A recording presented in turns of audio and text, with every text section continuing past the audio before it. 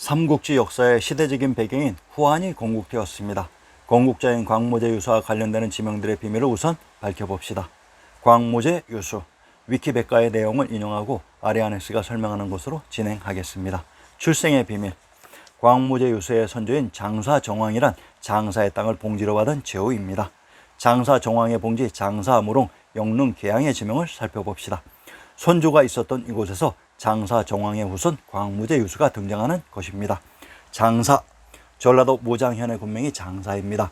전라도 모장의 군명을 자세히 밝혀봅시다. 송산, 경기도 개성의 군명이 송악군으로 모장의 군명 송산과 개성의 군명 송악은 동일한 제명을 다르게 표시하는 방식입니다. 장사, 장사군에 동정군과 창호군이 있었다고 합니다. 이곳이 어디였는가를 우리의 판소리 수군가를 통해 밝혀봅시다.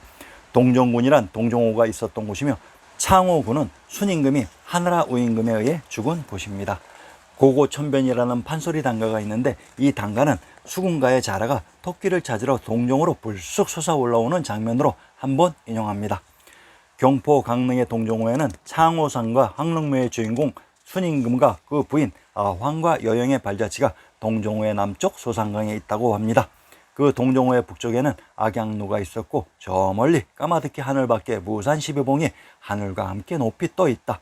무산 아래 시인 두보가 동정호와 악양루를 자주 읊었는데 이 악양루에서 동정호 동쪽 지역이 오나라이고 그 남쪽 지역이 초나라이라는 말이다. 동정호 북부의 악양의 유명한 노각이 악양루입니다. 평양의 노정편의 악양루는 파릉에 유명한 다락이라고 합니다. 경기도 양천과 황해도 연안은 양원의 군명이 중복되는 동일한 지명으로 이곳이 황제국 은나라를 이은 제후국 연나라가 있었던 곳으로 경기도 양천의 군명 파릉이란 신시계천의 무대 천부가 있었던 파촉의 파로 이곳에 악양루가 있었던 것입니다. 무릉, 장사 정왕에 추가된 봉지 무릉이란 경상도 칠원의 군명이 무릉으로 군명 귀성이란 천부가 있었던 곳의 지명이라고 했습니다. 무릉이란 무주에 있는 능호입니다. 무주에 있는 무릉 지역을 봉지로 추가된 것으로 그곳 무릉에 귀성이 있었던 것입니다. 영릉, 장사 정왕에 추가된 봉지 영릉이란 영주에 있는 능호가 영릉입니다. 장사 정왕의 후손인 광무제 유수가 있었던 곳이 남양의 채양현이라고 했습니다. 경상도 영천의 군명이 영주로 이곳에 있는 능이 영릉으로 익주와 익양은 동일한 제명을 다르게 표시하는 방식으로 경기도 남양, 전라도 익산, 경상도 영천은 익주와 익양이 중복되는 동일한 지명으로 경기도 남양의 군명 당성이란 탕구루인 천황님이 계셨던 곳의 지명이라고 했습니다. 광무제 유수가 있었던 남양이 선조인 장사 정왕 유발에 추가된 봉지였습니다. 중국 역사 속의 인물들의 지명이 우리의 지리지 신증동국 여지승남과 일치됩니다. 광무제 유수가 역사 속 남양 출신이었습니다. 광무제 유수의 고향 남양인 당지역과 직접 관련되는 인물이 당나라 건국자 이현입니다. 현 차이나의 주작 이식된 역사의 지명이 우리의 지리지 신증동국 여지승남을 만나면 여지없이 역사 주작이 무너진다는 사실입니다. 계양, 장사 정왕에 추가된 봉지 계양이란 인천 부평의 군명이 계양으로 군명 부안과 부평은 동일한 지명의 다른 표기 방식입니다. 부평의 군명 길주는 초계 지명이라고 했습니다. 인천 부평의 불호를 인용합니다. 만일사, 계양산에 있다고 했습니다. 충청도 직산의 불호를 인용합니다. 만일사, 성거산에 있다고 했습니다. 그런데 이상합니다. 부평의 만일사와 충청도 직산의 만일사는 동일한 사찰로 만일사가 있었던 성거산은 개성에 나오는 산으로 성거산을 용산이라고 했습니다. 개성이 경도인 서울에 있었던 것입니다. 상기 전라도 모장의 군명 송산이 바로 개성의 송악과 동일한 산이라고 했습니다. 후한 건국, 광무제 유수의 주기와 업적을 위키백과를 인용해서 살펴보고 등장하는 지명의 정체를 밝혀드리겠습니다. 상기의 지명 중 광무제 유수가 천하를 통일하는 과정에서 거친 유주, 의양, 농수의 지명을 살펴봅시다. 유주, 경상도 대구의 서북쪽에 하북이 있었던 곳으로 우선 대구의 지명을 살펴봅시다. 경상도 대구의 군명을 인용합니다. 달구화 달성이라고 합니다. 대구와 대도는 동일한 지명의 다른 표기 방식으로 대구를 달성이라고 합니다. 유주가 대흥현의 서남이라고 했으니 대흥의 지명을 살펴보고 넘어갑시다. 충청도 대흥현의 군명을 임존성, 금주, 임성이라고 합니다. 대흥에 있는 성이 대흥성으로 대흥성이 개성에 있었던 것으로 개성은 수나라의 수도였다고 했습니다. 자, 그러면 유주로 직접 들어가 봅시다. 경상도 밀양의 여gon을 인용합니다. 유산역 풍각현에 있으며 부에서 60리 떨어져 있다고 했습니다.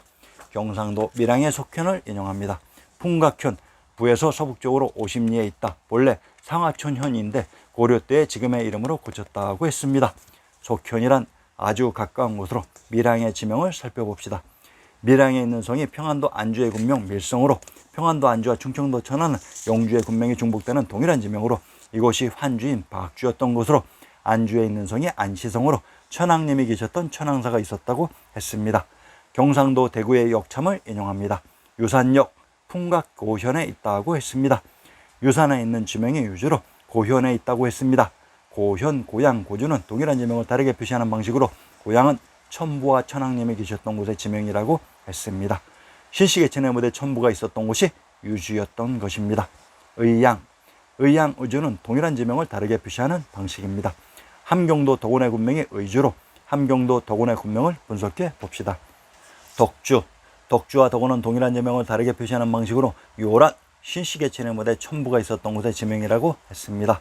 경기도 고양의 군명 덕양이란 덕주와 동일한 지명을 다르게 표시하는 방식으로 경기도 고양, 경상도 고령, 전라도 흥양은 고양의 군명이 중복되는 동일한 지명으로 고양은 천부가 있었던 곳의 지명으로 상기에서 유주가 있었던 곳이 고양이라고 했습니다.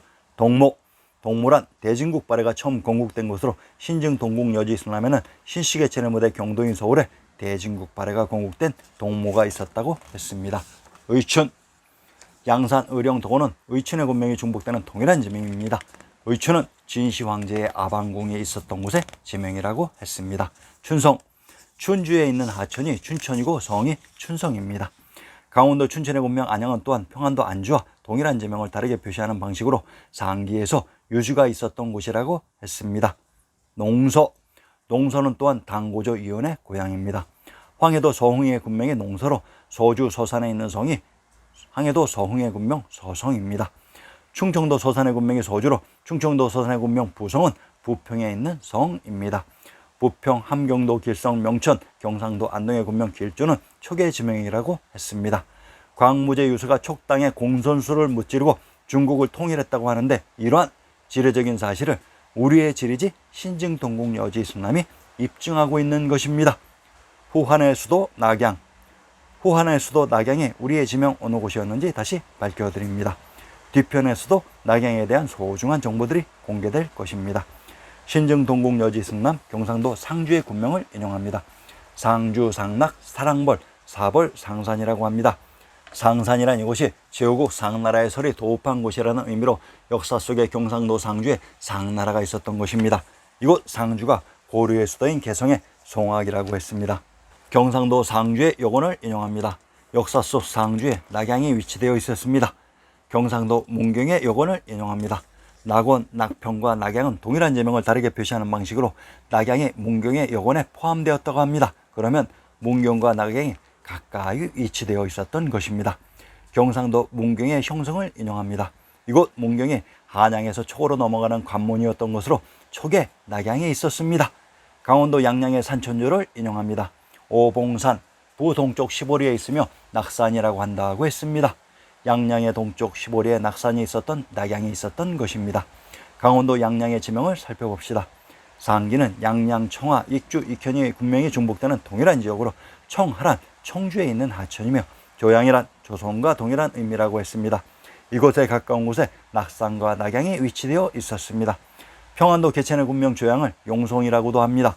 용송은 천황님이 계셨던 곳의 지명이라고 했습니다. 서울에 있는 동대문이 역사 속 위치한 곳이 낙산으로, 낙양에 있는 산이 낙산으로, 서울의 동대문이 바로 역사 속에 낙양이었던 것으로, 그래서 문경의 여건에 낙양이 등장했던 것입니다. 전라도 나간의 군명을 분사, 분령, 낙천, 양약이라고 합니다. 전라도 나간의 군명 낙천이 바로 낙양에 있는 하천으로 전라도 나간군의 건치 연역을 인용합니다. 전라도 나간이 나주에 소속되었다고 합니다. 그러면 나주의 군명은 금산, 금송, 진해라고 합니다. 비당금자의 금산, 금송은 금도인 촉의 지명으로 낙양이 촉과 아주 가까이 있었기 때문에 나주에 소속되었던 것입니다. 전라도 나간의 형성을 인용합니다.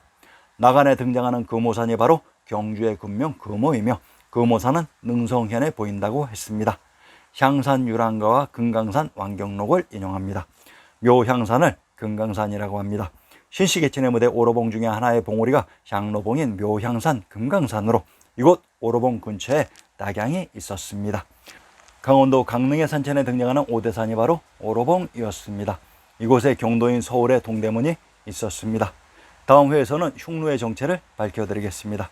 많은 관심과 구독 부탁드립니다. 감사합니다.